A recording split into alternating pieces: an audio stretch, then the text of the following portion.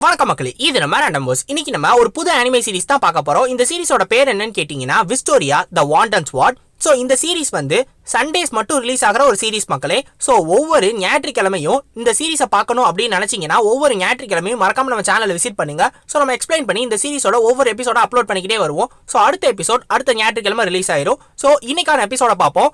So இந்த எபிசோட்ல first எடுத்தோடனே ஒரு இதை காட்டுறாங்க.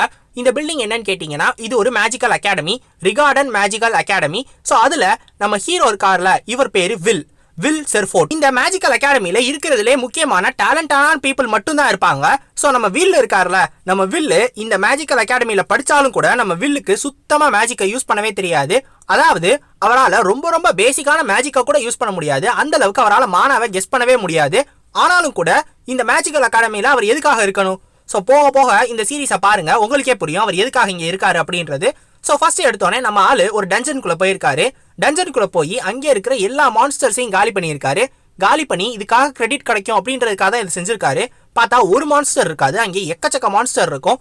எல்லாத்தையும் தோக்கடிச்சிருப்பாரு நம்ம ஆளு. இந்த அகாடமி பாத்தீங்கன்னா ரொம்ப பெரிய ஒரு சூப்பரான அகாடமி. கிட்டத்தட்ட இந்த அகாடமியை மேஜிக் கேபிட்டலோட சென்டர்ல கொண்டு போய் வச்சிருப்பாங்க. ஸோ அந்த அளவுக்கு ஒரு பிரஸ்டீஜியஸான அகாடமி. எல்லா பெரிய ஆளுங்களோட பசங்களுமே இங்கே தான் படிப்பாங்க. ஸோ நம்ம வில்லு படிக்கிற கிளாஸ் என்னன்னு கேட்டீங்கன்னா 6th இயர் படிப்பாரு இங்க. ஸோ நம்ம வில்லுக்கு அங்கே ஒரு ப்ரொஃபசர் நடத்திக்கிட்டு இருப்பாரா. இந்த ப்ரொஃபஸரோட பேர் என்னன்னு கேட்டீங்கன்னா எட்வர்ட். இவரு நம்ம வில்ல திடீர்னு கூப்பிடுவாரு, எந்திரிச்சு வந்து ஒரு பிராக்டிக்கல் கிளாஸ்க்கு வா அப்படின்னு சொல்லி நம்ம வில்ல கூப்பிட்டுக்கிட்டே இருப்பாரு. என்ன சொல்லுவாருன்னா, இங்க ஒரு கல் இருக்குல்ல, இதுல பிளேம்ஸை மட்டும் வர வை, அதுக்காக மேஜிக்கை யூஸ் பண்ண அப்படின்னு சொல்லியிருப்பாரு. நம்ம வில்லால சின்ன மேஜிக்கை கூட யூஸ் பண்ண முடியாதா? ஸோ நம்ம வில்லு அந்த வாண்டை வச்சு என்ன பண்ணாலும், எவ்வளோ மந்திரம் சொன்னாலும் அதுல ஃபிளேம்ஸ் வரவே வராது. பார்த்தா இப்படி ஒரு சின்ன ஃபிளேம் மேஜிக்கை கூட பண்ண தெரியல அப்படின்னு தெரிஞ்ச உடனே மொத்த கிளாஸுமே சிரிக்க ஆரம்பிச்சிடும். அந்த எட்வர்டுமே ஒன்ன மாதிரி ஒரு லூசர் இருக்கலாம், இந்த அகாடமியில என்ன வேலை, முடிஞ்சா நீ இன்னைக்கே இந்த அகாடமியை விட்டு வெளில போயிடு, அதுதான் உனக்கு நல்லது அப்படின்ற மாதிரி சொல்லுவாரு. ஏன்னா நீ ஒரு ஹானர் ஸ்டூடெண்டா இருந்தாலும் கூட உன்னால வெறும் நோட்ஸ் மட்டும் தான் எடுக்க முடியும், இந்த மாதிரி விஷயம்லாம் பண்ண முடியாது அப்படின்னு எல்லாருக்கும் முன்னாடியே அசிங்கப்படுத்துவாரு. அப்ப இவரோட ஃப்ரெண்டும் கிடையாது, ஒரு கிளாஸ்மேட் ஒருத்தன் உட்காந்துருப்பான், அவன் பேரு சியோன். அவனோட பெஞ்சில இருந்தே அந்த மேஜிக்கை யூஸ் பண்ணி அந்த இடத்துல ஃபிளேம்ஸை வர வச்சிருவான். ஸோ அவன் என்ன சொல்லுவான்னா, இந்த மாதிரி ஒரு டேலண்ட்லெஸ் ஃப்ரெண்டு எனக்காக வந்து ரொம்ப கஷ்டப்பட்டுக்கிட்டு இருக்கான்ல, ஸோ அவனுக்கு கொஞ்சம் ஹெல்ப் பண்ணுவோமே, அதுக்காக தான் இதை பண்ணேன் ப்ரொஃபசர் அப்படின்னு சொல்லிடுவான். அப்போ அந்த ப்ரொஃபசர் என்ன சொல்லுவாருன்னா, நீ பண்ணது தப்பு தான், என்னோட பெர்மிஷன் இல்லாம நீ பண்ணது தப்பு தான், ஆனாலும் கூட நீ பண்ண விஷயம் கரெக்டு, மேஜிக் தான் இந்த உலகத்துல முக்கியமே, மேஜிக் இல்லாம ஒருத்தர் இருந்தாங்கன்னா அவங்க இந்த உலகத்திலே இருக்கக்கூடாது, அவங்க அப்படியே இந்த அகாடமியில் அவங்களுக்கு படிச்சாலும் கூட அவங்களால எந்த பிரயோஜனமும் இருக்க போறது கிடையாது. முக்கியமா அவங்க அந்த மாதிரி லூசர்ஸ் எல்லாருமே சீக்கிரமாவே அகாடமியை விட்டு வெளில போயிடணும், அதுதான் அவங்களுக்கும் நல்லது எங்களுக்கும் நல்லது அப்படின்ற மாதிரி எல்லாரும் முன்னாடி வச்சு நம்ம வில்ல அசிங்கப்படுத்துவாரு. நம்ம வில்ல அந்த ப்ரொஃபசர் எட்வர்டை எதிர்த்து ஒரு வார்த்தை கூட பேசியிருக்க மாட்டாரு. எதுவுமே பேசாம ரொம்ப சோகமா அந்த காரிடாரில் நின்றுகிட்டு இருப்பாரு. அப்படி நின்றுகிட்டு இருக்கும் போது அந்த ஒருத்தன் இருந்தால ஒரு பக்கி சியான், அந்த சியானும் அவனோட 2 அடிமைங்க வேற இருப்பானுங்க. அவனுங்க பேரு கார்டன் அப்புறம் லிரியல். ஸோ இவனுங்க 3 பேரும் கிளம்பி வந்து நம்ம வில்ல அசிங்கப்படுத்துறதுக்குன்னு வந்துருவானுங்க. அவன் வந்ததும் இல்லாம வந்துட்டு வேற நம்ம வில்ல பார்த்து, ஏண்டா நீ எல்லாம் எதுக்கு படிக்கிற, நீ உன்ன மாதிரி ஒரு ஆளு இந்த அகாடமியில படிக்கிறது எங்களை மாதிரி ஆளுங்களுக்கு தான் மரியாதையே இல்லாம போகுது, அவமானம் அப்படின்ற மாதிரி சொல்லுவான். இதை கேட்டுக்கிட்டு இருந்தோடனே அங்க இருந்து காலட் அப்படின்னு ஒருத்தவங்க வருவாங்க. ஸோ இவங்க யாருன்னு கேட்டீங்கன்னா நம்ம வில்லோட கிளாஸ்மேட் தான் இவங்களும். இவங்க வந்துட்டு, நீ எதுக்குடா வில்லு கிட்ட இப்பெல்லாம் பேசிக்கிட்டு இருக்க, வில்லு எல்லார விடவுமே ரொம்ப கைண்டான ரொம்ப பிரேவான ஒரு ஆளு, அவனை பத்தி பேசுறதுக்கெல்லாம் உனக்கு எந்த தகுதியுமே கிடையாது அப்படின்ற மாதிரி அவனை போட்டு திட்டுவாங்க. நம்ம வில்லு மாதிரி இல்லாம இந்த காலட் இருக்காங்களே, இவங்களுக்கு மேஜிக் நல்லாவே பண்ண தெரியும், இவங்க ஒரு நோபல் ஃபேமிலியை சேர்ந்தவங்க. ஆனா நம்ம வில்லு வெறும் காமனர் தான், இருந்தாலும் கூட நம்ம வில்ல இவங்களுக்கு ரொம்ப பிடிக்கும். அந்த காரணத்தினாலதான் நம்ம வில்லுக்காக வந்து சப்போர்ட் பண்ணுவாங்க. உடனே அந்த சியானும் வந்து, உனக்கு காலேஜ் சப்போர்ட் பண்ணதுனால இப்ப சும்மா விட்டுட்டு போறேன், முடிஞ்சா நீ இப்பவே அகாடமியை விட்டு போயிரு, அதுதான் உனக்கு நல்லது, இல்லைன்னா தேவையில்லாத விளைவுகள்லாம் நீ சந்திப்ப அப்படின்னு மிரட்டிட்டு போயிடுவான். ஸோ மிரட்டிட்டு போனோடனே நம்ம காலட் வந்து போடா அப்படின்ற மாதிரி சொல்லிட்டு நம்ம வில்லிக்கிட்ட வந்து பேசுவாங்க. நீ ஒன்றும் மனசுல வச்சுக்காத, அந்த மாதிரி பேசுறவங்களாம் பேசிக்கிட்டு தான் இருப்பாங்க, நீ எந்த கவலையும் படாத அப்படின்னு சொல்லுவாங்க.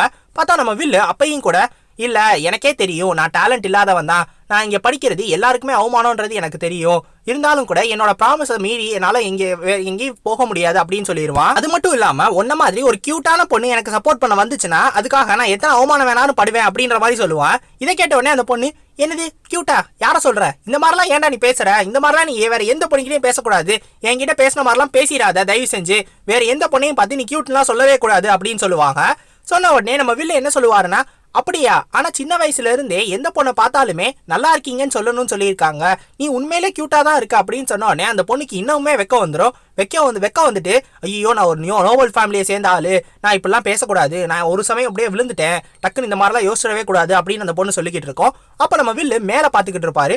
பார்த்தா இங்க அந்த இடத்துல ஒரு பெரிய டவர் இருக்கும். அந்த டவரை பார்த்து இந்த டவர் இன்னைக்குமே அழகா இருக்குல்ல அப்படின்னு சொல்லிக்கிட்டு இருப்பாரு. ஆக்சுவலா இப்போ ஒரு சின்ன எஸ்டிடி சொல்லுவாங்க. அதாவது இந்த இடம் இருக்குல்ல, இந்த மொத்த உலகத்திலையும் இதுக்கு முன்னாடி செலஸ்டியல் ஹோஸ்ட்னு ஒருத்தவனுங்க வந்து இந்த மொத்த இடத்தையுமே டார்க்னஸ்ல டிராப் பண்ணிட்டானுங்க. அதாவது இருட்டால சூழ்ந்துட்டானுங்க. அப்படி சூழ்ந்து இருக்கும் போது ஒரு 5 பவர்ஃபுல்லான விசர்ட் வந்து அவங்களோட மேஜிக்கை யூஸ் பண்ணி இந்த மொத்த டார்க்னஸையும் கிளியர் பண்ணி அந்த ஸ்கை இருக்குல்ல அதுல ஒரு சீலை போட்டுட்டாங்க. அந்த சீல் தான் இன்ன வரைக்கும் மக்களுக்கு வெளிச்சத்தையும் கொடுக்குது, அவங்களுக்கான நிம்மதியையும் கொடுக்குது. அந்த சீலை பாத்துக்கிறதுக்காக தான் விசார்ட் டவர் அப்படின்னு ஒன்ன இந்த சென்டர்ல உருவாக்கியிருக்காங்க. அண்ட் அந்த 5 பேர் இருக்காங்கள, அந்த மாதிரி ஸ்ட்ராங்கஸ்டா எந்தெந்த மேஜரா இருக்காங்களோ அவங்களுக்கு கொடுக்குற டைட்டில் தான் மெகியா வெண்டர். இந்த ஒரு உலகத்துல இந்த ஒரு டைட்டில் இருக்குல்ல, ஸ்ட்ராங்கஸ்ட் அப்படின்ற டைட்டில், இந்த டைட்டில யாருக்காவது ஒருத்தருக்காவது அச்சீவ் பண்ணணும் அப்படின்னு ஆசை இருந்துகிட்டே இருக்கும். அந்த மாதிரி ஒரு டைட்டில் இது. சோ இத நம்ம ஹீரோ எதுக்காக யோசிச்சுக்கிட்டு இருக்காரு, நம்ம ஹீரோ இந்த மேஜிக் அகாடமில இவ்வளவு நாள் எதுக்காக கஷ்டப்பட்டுக்கிட்டு இருக்காரு அப்படின்னு ஆரம்பத்திலே ஒன்று சொன்னேன்ல, அதுக்கான ரீசன் இந்த பொண்ணு தான். சோ இந்த பொண்ணு பேர் என்னன்னு கேட்டீங்கன்னா எல்ஃபேரியா. சோ இந்த பொண்ணு ஆரம்பத்திலே நம்ம ஹீரோ கிட்ட சன்செட் பத்தி சொல்லியிருக்கோம். அதாவது சூரியன் மறையும்ல, அத எங்க இருந்து பார்த்தா தெரியும்னா இந்த விசார்ட் டவர் மேல ஏறி நின்று பார்த்தா தெரியும் அப்படின்னு சொல்லும். ஆனா அந்த விசார்ட் டவர் மேல ஏறணும்னா அது மெகியா வெண்டரால மட்டும்தான் முடியும். சோ அவங்களுக்கு மட்டும்தான் அந்த அனுமதி இருக்கு. அப்ப இவங்க 2 பேருமே ப்ராமிஸ் பண்ணியிருப்பாங்க, நம்ம 2 பேரும் கண்டிப்பா மெகியா வெண்டரா மாறி அந்த விசார்ட் டவர் மேல ஏறி கண்டிப்பா அந்த சன்செட்டை பார்த்தே தீருவோம், இது நம்ம 2 பேரும் பண்ற ப்ராமிஸ் அப்படின்னு சொல்லியிருப்பாங்க. சொன்ன மாதிரியே அந்த பொண்ணு இருக்கிறதுலயே சீக்கிரமாவே, அதாவது ஒரு சின்ன வயசுலயே அந்த டைட்டில் அச்சீவ் பண்ண ஒரு பொண்ணா மாறி சீக்கிரமாவே அந்த விசார்ட் டவர் மேலே ஏறிடுச்சு. ஆனா ஆப்போசிட்டா நம்ம ஹீரோ இன்ன வரைக்கும் அந்த டைட்டிலுக்காக ட்ரை பண்ணிக்கிட்டு இருக்காரு. ஏன்னா நம்ம ஹீரோ கிட்ட மேஜிக்ல எந்த விதமான டேலண்ட்டுமே கிடையாது. அடுத்து நம்ம ஹீரோ ஒரு ப்ரொஃபசரை திட்டிக்கிட்டு இருப்பாரு. சோ இந்த ப்ரொஃபசர் யாருன்னு கேட்டீங்கன்னா இவர் பேரு ப்ரொஃபசர் வாக்னர். சோ இவர் எதுக்கு நம்ம ஹீரோவை திட்டுவாருன்னா, இவரு நம்ம ஹீரோ ஆரம்பத்திலே ஒரு டஞ்சனுக்குள்ள போய் ஒரு சில அந்த டாக் மாதிரி இருந்த மான்ஸ்டர் எல்லாத்தையும் தோக்கடிச்சாருல, நீ யாரோட பர்மிஷனை கேட்டு அங்க போன, எதுக்காக போன அப்படின்னு சொல்லி தான் நம்ம ஆளை திட்டிக்கிட்டு இருப்பாரு. சோ இந்த ப்ரொஃபசர் வந்து நம்ம ஹீரோ மேல உண்மையிலே கன்சர்ன் இருக்கிற ஒரு ஆளு, அதாவது ஒரு நல்லவர், நம்ம ஹீரோக்கு உண்மையிலே ரொம்ப ரொம்ப நல்லவர், நல்லா ஹெல்ப் எல்லாம் பண்ணுவாரு. சோ அந்த மான்ஸ்டரை தோக்கடிச்சுட்டு வந்ததால நம்ம ஹீரோக்கு 2 கிரெடிட்டும் அவர் கொடுத்துருவாரு. கிரெடிட்னு ஒண்ணு எதுக்கு கொடுக்குறாங்க அப்படின்னு கேட்டீங்கன்னா, இந்த மெகியா வெண்டரா மாறணும்னா அதுக்கு நிறைய கிரெடிட் தேவைப்படும். கிட்டத்தட்ட 12,000 கிரெடிட் தேவைப்படும். அந்த கிரெடிட் எடுக்கிறதுக்கு 3 வழி இருக்கு. அதாவது 3 இதை சேர்த்தாதான் அந்த கிரெடிட் ஒன்னா சேரும். சோ அது என்னென்னு கேட்டீங்கன்னா, 1 தியரி எக்ஸாமினேஷன், நல்லா படிச்சு எழுதணும். 2வது பிராக்டிக்கல் எக்ஸாமினேஷன், அதாவது டஞ்சன்ல போய் மான்ஸ்டர் கூட சண்டை போடணும். 3வது ஸ்பெல்ஸ், அதாவது நம்ம வந்து இந்த மேஜிக் எல்லாம் பண்ணுவோம்ல ஸ்பெல் எல்லாம் யூஸ் பண்ணி, சோ அந்த மாதிரி பண்ற எக்ஸாமினேஷன். இது 3ல நம்ம ஆள் கிட்ட 1 மிஸ் ஆகுது ஏற்கனவே. சோ நம்ம ஆளால அந்த ஸ்பெல்ஸ் எக்ஸாமினேஷனை கண்டிப்பா பண்ணவே முடியாது. அந்த காரணத்தினால நம்ம ஆளு அந்த பிராக்டிக்கல் எக்ஸாமினேஷன் இருக்குல்ல, அதுல முடிஞ்ச அளவுக்கு மான்ஸ்டர்ஸை தோக்கடிச்சு அந்த கிரெடிட் எல்லாம் எடுத்து அதுக்கு ஈடு கட்டிடலாம் அப்படின்னு நினைக்கிறாரு. ஆனா அந்த ப்ரொஃபசர் என்ன சொல்லுவாருன்னா, நீ பிராக்டிக்கல் எக்ஸாமினேஷன்ல அந்த கிரெடிட்டை சேர்த்து உன்னால மெகியா வெண்டரா மாறுறதுல வாய்ப்பே கிடையாது, சோ அது இம்பாசிபிள். அதனால இப்பவே அந்த எண்ணத்தை விட்டுட்டு நீ முதல்ல ஸ்கூல்ல இருந்து கிராஜுவேட் ஆகுறியான்னு பாரு, ஏன்னா அந்த மோசமான நிலைமையில தான் நீ இருக்க அப்படின்னு சொல்லி திட்டுவாரு. ஏன்னா இவங்க வாரம் ஒரு கிரெடிட்டை சேர்க்கணும், அதாவது ஒரு சர்டன் கிரெடிட்ஸை இவங்க வாரம் எடுத்துக்கணும். ஆனா இந்த வாரத்துக்கான ஒரு 4 கிரெடிட் நம்ம ஹீரோ கிட்ட இருந்து மிஸ் ஆகும். ஆரம்பத்தே அந்த எட்வர்ட் ப்ரொஃபசர் ஒரு ஃப்ளேமை வச்சு ஒரு டெஸ்ட் வச்சாருல, அதுலதான் நம்ம ஹீரோ பாஸே ஆகலே. அதனால இந்த வாரம் அந்த 4 கிரெடிட்டை நீ எடுத்தா மட்டும்தான் உன்னால அடுத்த வாரத்துக்கு போகவே முடியும், இல்லைன்னா இப்பவே வெள்ள துரத்திடுவாங்க அப்படின்னு சொல்லி இந்த ப்ரொஃபசர் வாக்னர் சொல்லுவாரு. சோ அவர் இன்னொன்னு என்ன சொல்லுவாருன்னா, அதை எடுக்கிறதுக்கு நான் வேணா ஒரு வழி சொல்றேன். 6வது ஃப்ளோர் இருக்குல்ல டஞ்சன்ல, 6th ஃப்ளோர்ல ஒரு மான்ஸ்டர் இருக்கு பாஸ்கர்வில்னு, அந்த மான்ஸ்டரை தோக்கடிச்சினா அது 4 கிரெடிட் தரும் அப்படின்னு சொல்லுவாரு.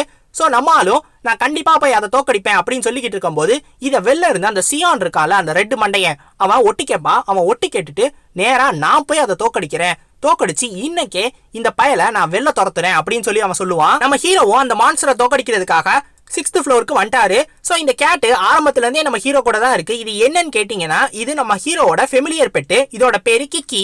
சோ இது நம்ம ஹீரோ கூட எப்பயுமே இருக்கும். நம்ம ஹீரோவுக்கு அதுதான் வந்து அந்த ஸ்மெல் எல்லாத்தையும் யோசிச்சு, அதாவது எங்கெங்க எந்தெந்த மான்ஸ்டர் வருது அப்படின்றத நம்ம ஹீரோவுக்கு சொல்றது. அடுத்து இந்த சியானை காட்டுவாங்க.